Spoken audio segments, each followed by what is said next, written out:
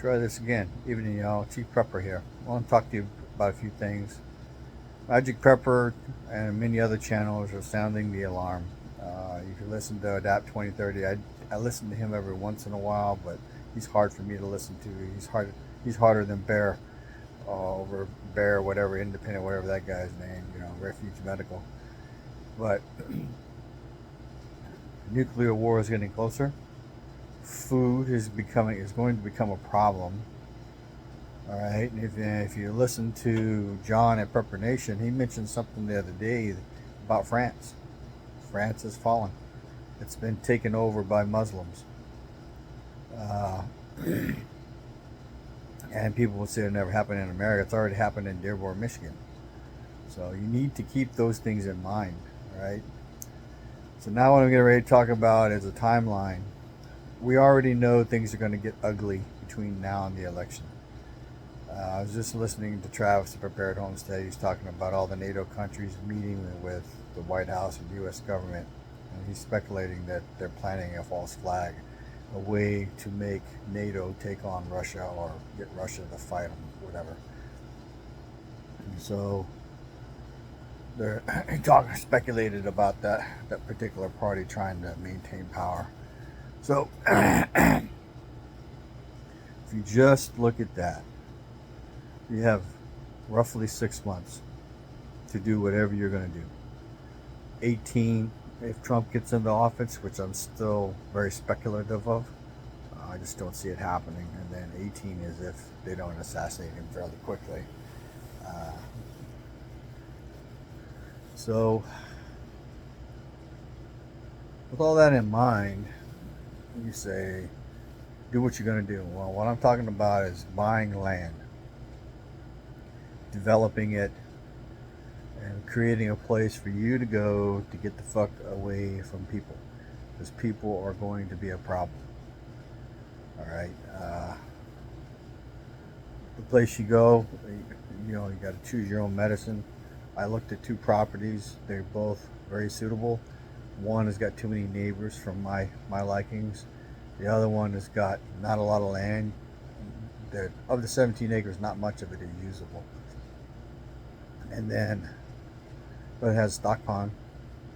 And there's another stock pond on an adjoining property within, like, not very far walking distance. The landowners of both properties, if I'm guessing, are both older, so they don't get around much. The one property I want, but I don't know if I'm going to be able to make happen. Should I get off the pot on this getting rid of a car routine? I got one for sale, but I'm not getting any bites. And then I got 2 more months to pay on my wife's bike, and then it'll be paid off. And then I got a credit card I got to pay off. So selling the car would require roughly 2 months of my discretionary money, and that's while my dad's alive. My money is larger because I manage his money. Having said that, if I save my money, like the money I'll get at the end of July or the end of July and end of August, and then pay down the car I just bought, and then take the loss and unload it, that would free up a considerable amount of money, about $1,300 a month, which is basically what I did. And my plan was to go buy land, and then I got scared. You got a limited amount of time to create a place for you and your family to go. So now, we're ready to talk about something else. Food. I've talked about food on my channel multiple times. You have a limited amount of time to get to where you're going to go and figure out how to be basically a homesteader. Now, you don't need a lot to start, because you can grow shit. Chickens are pretty easy. Quail's not too hard. Turkey, on my understanding, is not too difficult. So that's your poultry, all right? Not real hard. If you got enough water, you got to have a water source. That's the biggest thing. And the preference is to have 2 or 3 water sources. So like the one property I looked at has supposed to have a well on it and has a stock pond, but that stock pond is fed by a creek. All right, and then I'm almost certain that property floods. Not positive, but I'm almost certain. All right, so you don't really want that kind of thing. The other property I looked at, the pond is at the bottom of a ravine, so it's probably fed by rainwater. There's a place you can build, I'm sure, that wouldn't be flooded. All right, it's at the top, so that's a thing, and you wouldn't be able to put anything really big up there. Okay.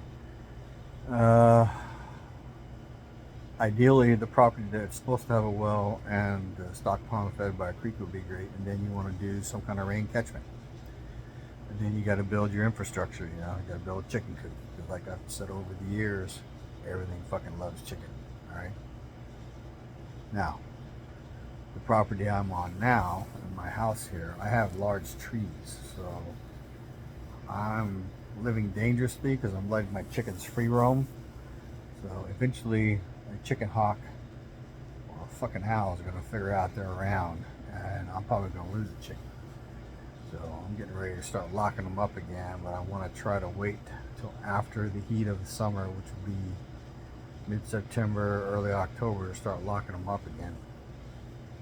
Now, having said that, the mama chicken that has the 3 chicks, they're still doing fine, but the baby chicks are not hanging with mom anymore. So they're doing their own thing.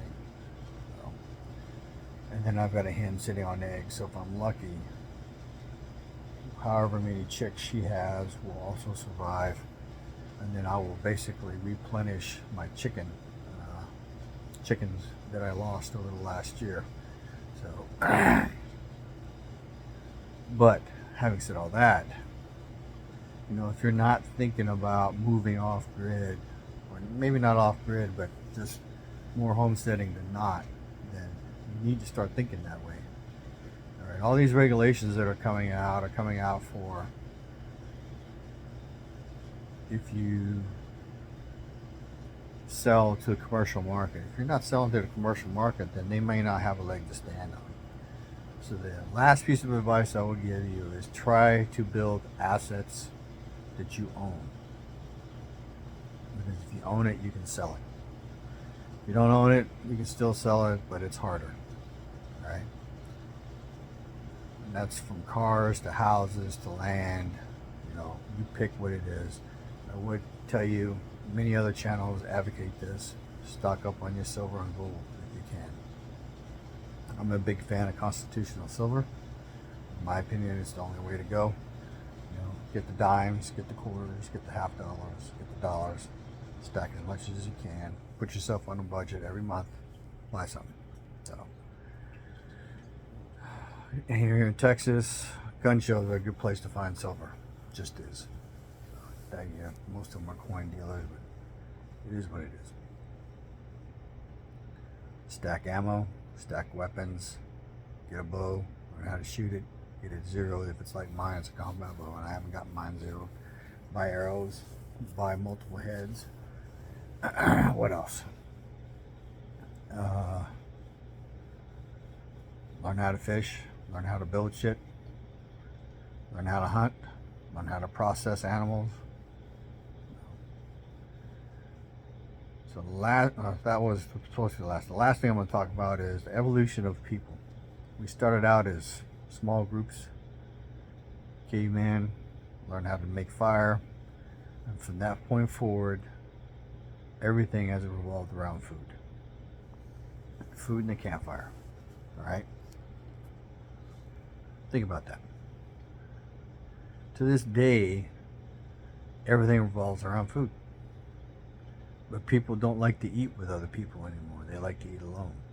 That's a bad thing. All right? We're not designed to be like that. All right? So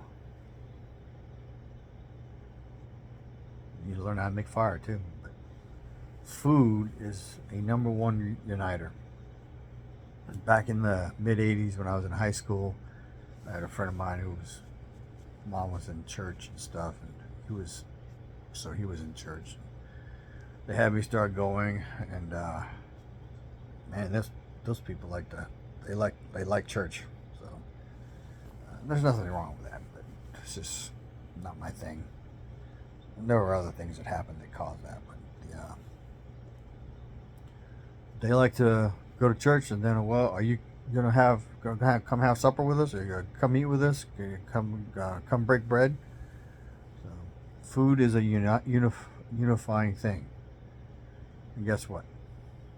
If you don't have it, you're fucked.